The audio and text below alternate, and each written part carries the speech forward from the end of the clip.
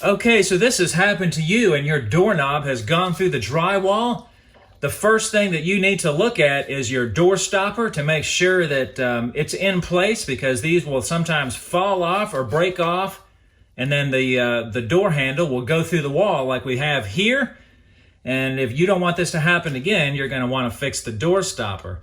So the easiest way that I know of to fix this is to get one of these metal patches that they sell at Lowe's or Home Depot or whatever.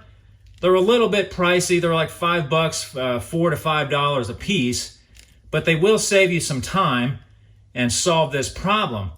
Now, I could stick this right on the wall if I knew I had the paint, but in this case, I don't believe we have the paint, and I'm gonna have to get it matched. So that what I like to do on that is trace this out. You'll see why in a minute.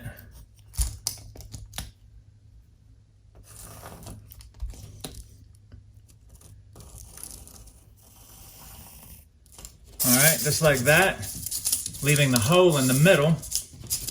And the reason I did this is I'm going to cut this section of the paper off of the drywall, and that will serve two purposes. It'll make it a little bit thinner for my mud, because this patch will be thinner because it'll be inside the hole now.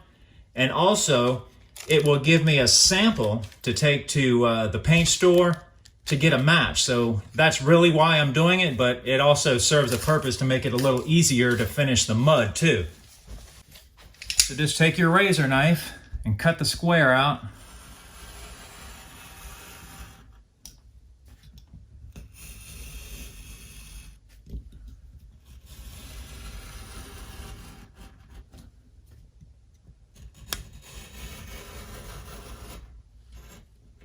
Doesn't really have to be perfect. Slowly pick up the corner. Now, if you happen to hit this on a place where there's mud going across the wall, you may have a little harder time getting this off than normal, but hopefully we're in an area. And be careful with your fingers to try not to get this dirty, otherwise you'll mess up your paint sample.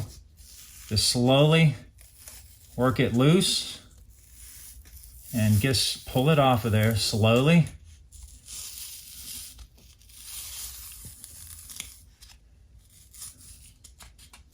Just be patient with it so you don't tear it up.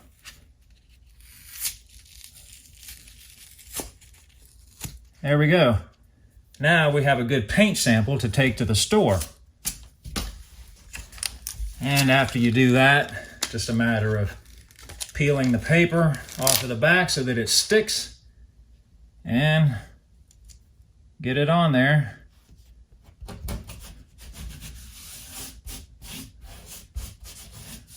If any of that mesh is hanging over like it is right here just a little bit, just take your razor knife and cut that off.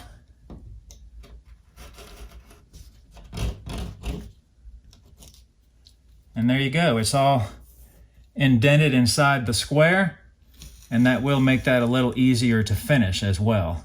But you don't have to do that. If you have the paint, you can stick that right on the wall and it'll work fine just as well.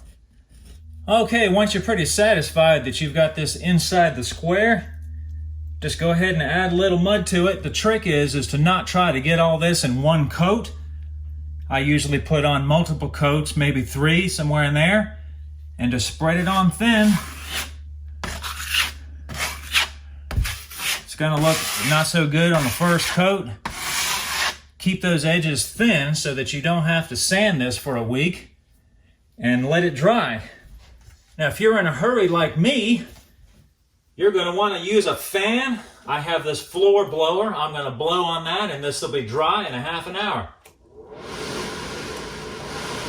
Okay, that first coat didn't take long at all to dry, and that's what I'm going to do. Just keep putting on coats until it's completely covered up. That's good. Just keep them edges thin, and turn the fan back on. That thing will be dry in no time. All right, putting on the third coat. Maybe I can get by with this one as the last one. Pull it kind of tight. See how you got all these little holes in the mud? If you don't pull it tight, you might get those. So I usually just kind of pull it tight, keeping them edges real thin. Maybe it's going to need one more, we'll see. Okay, got our 3 coats on there dry. Just got to sand these edges down.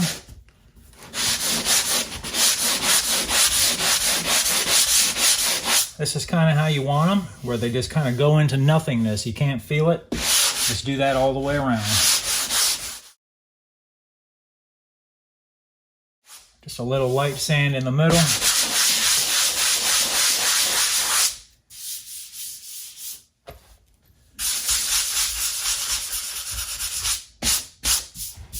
That's it. Ready for some primer. You definitely don't want to skip this step. The primer seals that in there, and when you paint this, if you don't use primer, you'll see this pattern right here. All right, the primer's dry, and this is the paint from my sample that I took out earlier. Let's see what happens when it dries.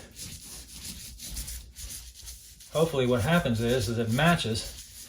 If you run into a situation where your paint doesn't match, you may have to paint that wall from corner to corner, and that will usually hide a mismatch if it's just slightly off. That way you don't have to paint the whole room. But we're going to let this dry and see how it does.